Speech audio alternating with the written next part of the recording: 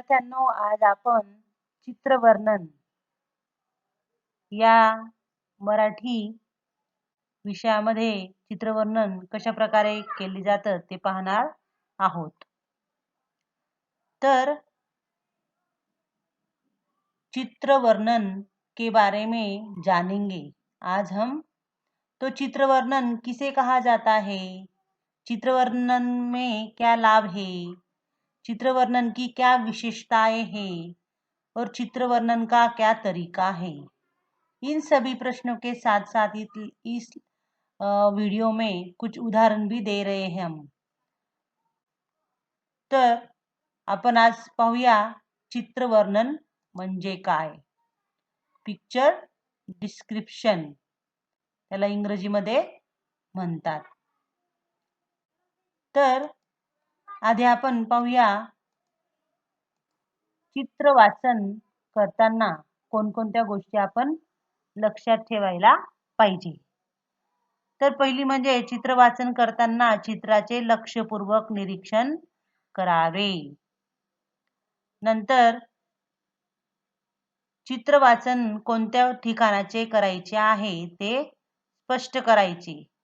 नंतर चित्रात व्यक्ती काय करत आहे त्याची कृती सांगावी आणि चित्रातील वस्तूंची नावे सांगावी। त्या चित्रामध्ये आपल्याला कोणकोणती गोष्टी दिसत आहेत, वस्तू दिसत आहेत, ठिकाणं दिसत आहेत, त्यांची नावे आपण सांगायची आहेत। त्याच्यानंतर चित्रामध्ये आजूबाजूकडील वस्तूंची नावे आपण सांगायची आहेत। ओके, चित्रवर्णन त्याची व्याख्या आपण पाहूया। चित्रवर्णन म्हणजे काय? चित्रवर्णन म्हणजे चित्राचे निरीक्षण करून त्याविषयी माहिती सांगणे होय। तो चित्र को देखकर उसमें निहित क्रियाओं, स्थितियों और भावों का वर्णन ही चित्रवर्णन कहलाता है। ओके, दिए गए चित्र को देखकर उस चित्र को अपने शब्दों में प्रस्तुत करना ही चित्रवर्णन कहा जाता है। म्हणजेच त्या ठिकाणाचं चित्राचं निरीक्षण करून त्याविषयी माहिती सांगणे म्हणजे चित्रवर्णन होय। तर पाहू आपण आता पहा, एक खालील चित्र दिलेलं आहे। तर ते चित्र तुम्हाला दिलेलं असेल, त्या चित्रामध्ये तुम्हाला काय दिसत आहे त्याचे वर्णन आपण आता करूयात। तर पहा, वरील चित्रामध्ये तुम्हाला आता पहा, एक आई आणि एक मुलगी आणि एक मुलगा या ठिकाणी रांगोळी काढत आहे। या चित्रामध्ये रांगोळीचे चित्र आपल्याला दिसत आहे। नंतर चित्रात आईच्या पाठीमागे काय आहे, कुंडी ठेवलेली दिसत आहे। घर पण आपल्याला दिसत आहेत आणि आई व मुलं रांगोळी काढत असताना गप्पा मारत आहेत। ओके, आणि रांगोळीमध्ये कलर सुद्धा भरत आहेत।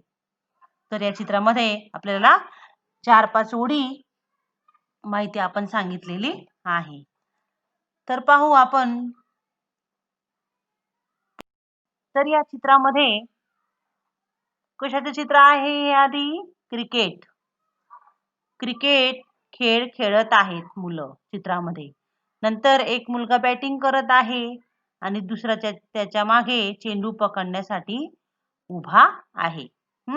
नंतर मोकळ्या मैदानात क्रिकेट हा खेळ खेळला जात असतो। नंतर ते मुलं अतिशय खुश दिसत आहेत। तर अशा प्रकारे चित्राचं वर्णन आपण केलेलं आहे। पुढचं चित्र पाहूयात आपण। आता हे चित्र कशाचं आहे?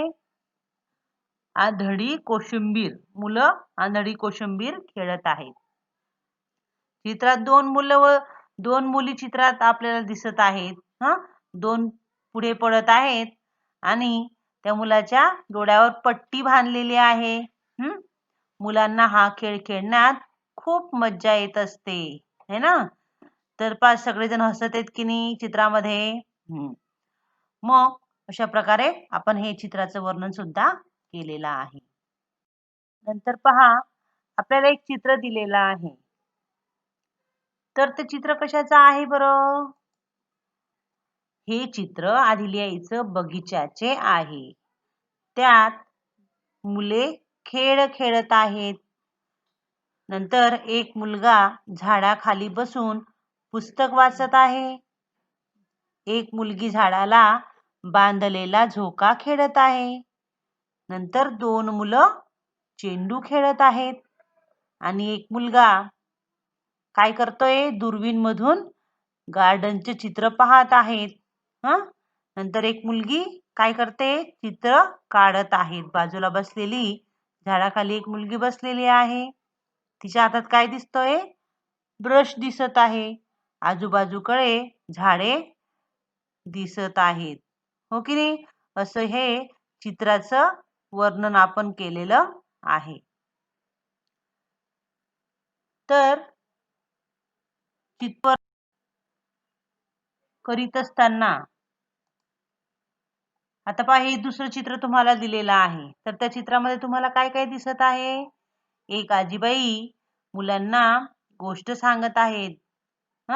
हे सुद्धा बगीच्याचं चित्र दिसत आहे. त्याच्यानंतर सर्व मुलं खेळण्यामध्ये दंग झालेले आहेत. एक मुलगी आणि एक मुलगा झाडावर बसलेला आहे. एका मुलाच्या हातात तो कुत्र्याशी खेळत आहे. आणि आजूबाजूला या ठिकाणी सुद्धा झाडे झुडपे आपल्याला दिसत आहेत. हो की नाही? आणि आजीबाईच्या मागे सुद्धा एक मुलगा उभा आहे. ओके, तर अशा पद्धतीने चित्रवर्णन म्हणजे चित्राविषयी माहिती सांगणे होय. आता पहा, या ठिकाणी चित्रवर्णन के बहुत सारे लाभ भी होते हैं. चित्र वर्णन से वस्तुओं या दृश्यों को परखने की क्षमता का विकास होता है. चित्र वर्णन से कल्पना शक्ति का विकास होता है. चित्र वर्णन से अपने विचारों को एक सूत्र में पिरोकर लिखने की प्रतिभा का विकास होता है. और भाषा लेखन का भी विकास चित्र वर्णन से होता है. ओके, पहले तो चित्र हमें बारीकी से देख लेना चाहिए. फिर उसमें जो नजर आ रहे हैं उन्हें सब बातों को चित्र में जो नजर आ रहे हैं अलग से लिख लेना चाहिए. चित्र वर्णन करते समय आपके सभी वाक्य चित्र से संबंधित होने चाहिए. ओके, चित्र वर्णन में अनावश्यक बातों को नहीं लिखना चाहिए. चित्र में जितनी भी चीजें दिख रही हो सभी का वर्णन होना चाहिए. यदि चित्र के साथ शब्द भी देख रहे हैं, शब्द भी रखे हो तो उन सभी शब्दों का प्रयोग आपको वाक्य में ही जाना चाहिए. फिर इस बात का भी ध्यान रखना चाहिए कि विषय और वाक्य में क्रमबद्धता भी होनी चाहिए.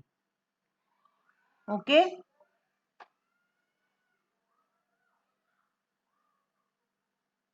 फिर चित्र के माध्यम से कही जा रही बातों को अपने शब्दों में समझाने का हम प्रयास करें. तर आज आपण चित्रवर्णन म्हणजे काय आणि चित्र वर्णन करीत असताना कोणकोणत्या गोष्टी लक्षात ठेवल्या पाहिजे हे आपण पाहिलेलं आहे.